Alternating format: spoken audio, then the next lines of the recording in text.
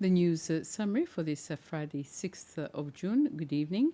The funeral service of Seychellois music legend Joe Sammy took place this afternoon. Joe, aged 66, died last Friday, the 30th of May. His funeral service was held at the Cathedral of the Immaculate Conception. The service was attended by family and friends. President Waverl Ramkalawan, Vice President Ahmed Afif, ministers, and other high government officials were also present. President Ramkalawan and his Seychelles College school friend, Principal Minister Jean-François Ferrari, were among those who presented eulogies during the service. Minister Ferrari reminisced of the time when they were at Seychelles College and how Joe was an inspiration. All our teachers will also remember that Joe was also my partner in crime. Like Mr. Gilles Nagent would say, Ferrari et Sammy, deux revers de la même médaille. Our vibrant and ever-inspiring friend was the personification of creativity. From the first chord of his guitar to the final lyrics of his song, Joe's artistic spirit touched everyone around him, leaving an indelible mark on our hearts, in our lives, and in our community, and like President Waverl said, on our country. I close my eyes and I'm transported to countless late-night jam sessions with Serge and many others in an empty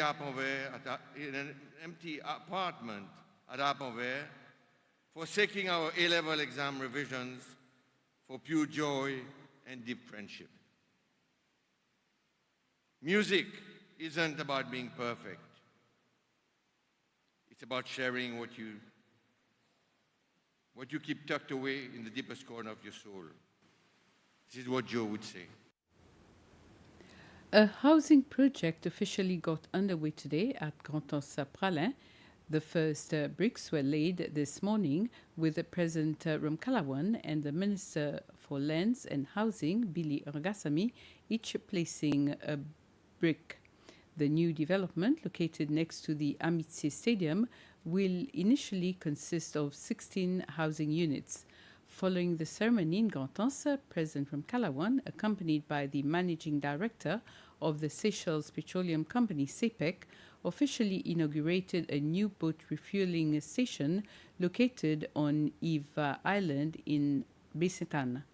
This new facility represents a significant step forward for the maritime sector, facilitating access to fuel for vessels operating around Pralin and the surrounding islands. The Ministry of Education held a press conference this morning to address concerns raised by the public and give more clarification on the upcoming secondary school reforms recently announced in the National Assembly. The reforms that were announced are aimed at streamlining the academic and vocational pathways available to students. Under the new structure, students will first complete lower secondary, which includes S1 and S2. From there, all students will advance to S3 and then to S4, which the ministry calls middle secondary. After S4, students can choose to continue to upper secondary S5 for a one-year certificate program in the technical and vocational pathway if they qualify, or pursue A-level studies across S5 and S6. The Principal Secretary for the Education Sector Development, John L'Espérance, explains further about the issue of transportation in adopting these new reforms. Obviously, that will necessitate students moving from different places. And what we've actually done in trying to remedy the problem with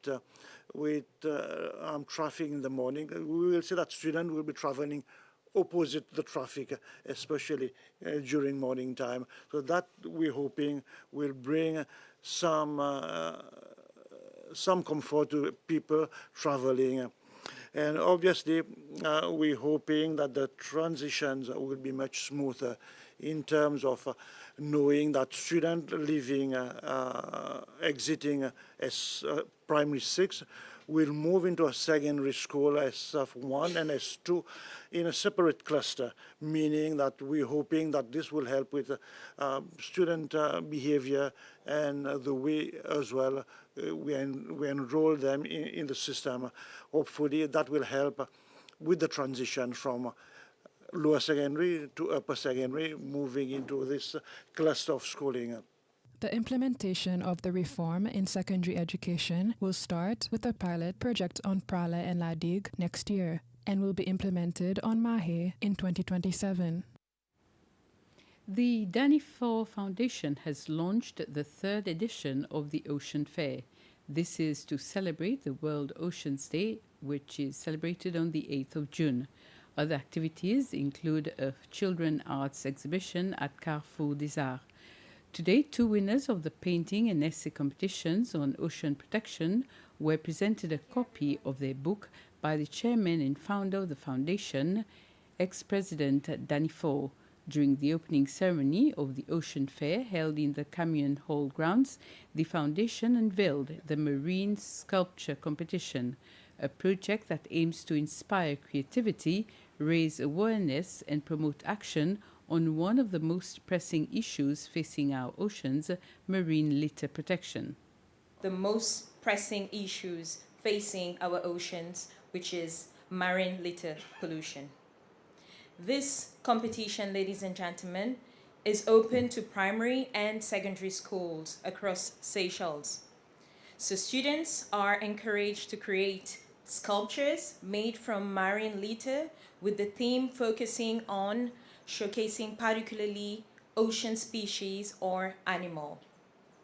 Importantly, only materials collected from ocean or marine environment should be used, emphasizing the importance of reuse and recycling.